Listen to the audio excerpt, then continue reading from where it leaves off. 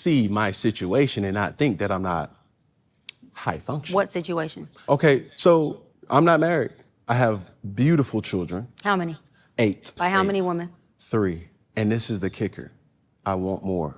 By multiple women? What's the intent? I I'm just saying, want or God by to your bring wife? her. I just want God to bring her. Oh, okay. My desire to get married is lower than my fear of divorce. So, as you had said, Dr. Brian, you said it, I didn't say it, I will agree.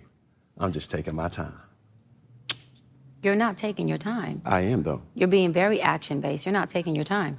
I'm taking my time. You're being very action-based. You have 8 kids with 3 different women. Yes. You are creating, procreating, and multiplying. That is not taking your time. You're being very selectively active.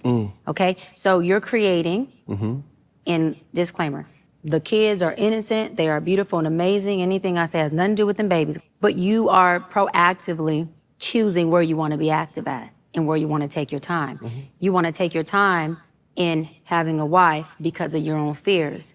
But you will, and I say this with all respect and love, what I'm about to say next, okay, Cam? But you will selfishly create broken families, even if you're in their life and you're a proactive father, and I believe you're an amazing daddy. I can only imagine with just your presence and knowing you.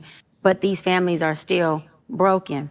Every child cannot have Papa in the house with them. So some child, if not all, will end up with some kind of deficit without daddy being there. Now, you chose to do that. I'm not saying you sat there and woke up one morning and said, I want to be selfish today, so I'm going to go make a baby. Not saying that at all. But those are selfish acts at the expense of your fear. And yeah, that is a low functioning behavior to say that I'm going to build these houses and put kids and these beautiful women and kids in them, but I ain't going to create a home in them. I'm going to wait till I dissipate my fear to find a wife where I'm still going to be fearful with, because there's no such thing as not having some type of nerve or some type of feeling behind marrying somebody. And then I'm going to build a home with her while all these other beautiful babies have houses. That's completely unfair and that's selfish. And so, yes, you're taking your time in this department, but you're not taking your time in this department, which means you're compartmentalizing.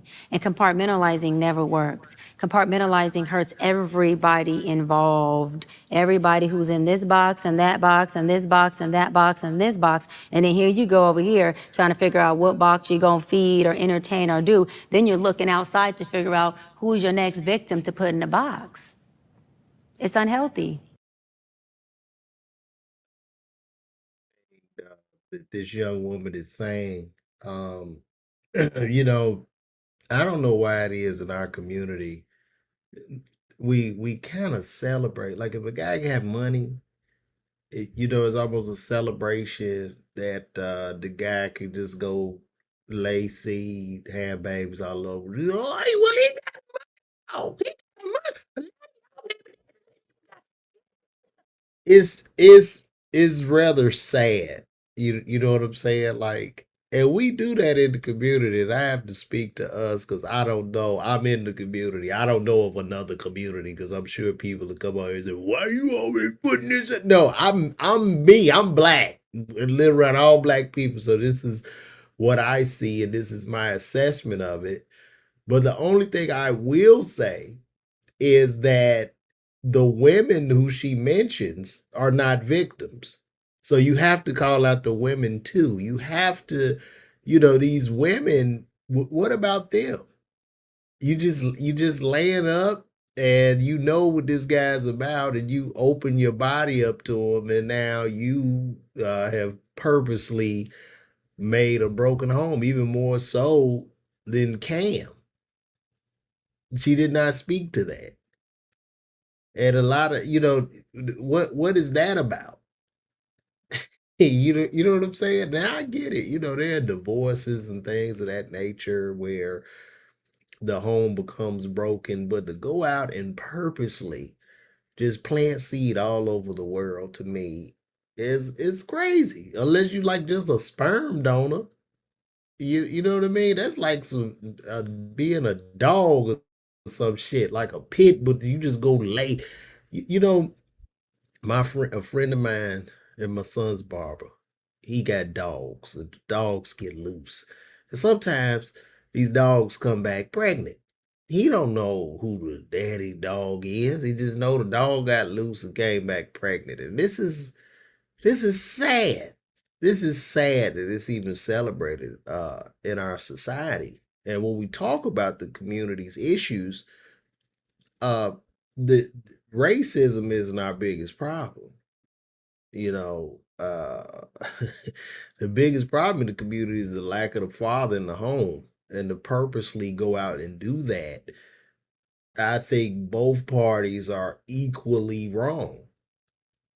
I mean, that's just how I feel. You know what I mean? And I want to exclude people, women who, if you have infertility issues, you want to use a sperm donor, and I exclude those that are divorced. But if you are purposely seeking out to start broken homes, mom and dad, you're wrong. You're creating more havoc because the children in these situations. I grew up in a dual parent home. I was very blessed, but to be a child and you don't like, and you born into this, I believe there will be some emotional damage that goes along with it, and neither party seems to care about the children.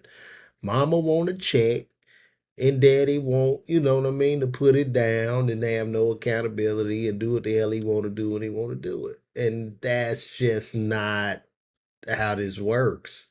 That doesn't create successful family. And I know we want to hold hands, you want to march and sing and shit. Well, we have to look at these things in the community and go, this is stupid. This ain't right. We can't keep celebrating this type of behavior and expect progression. You just can't. You can't. You can't have babies for checks. You can't do it. So, to what this lady said is right, like I said, but the women are equally at fault, along with our brother Cam Newton. So, tell them all to call me.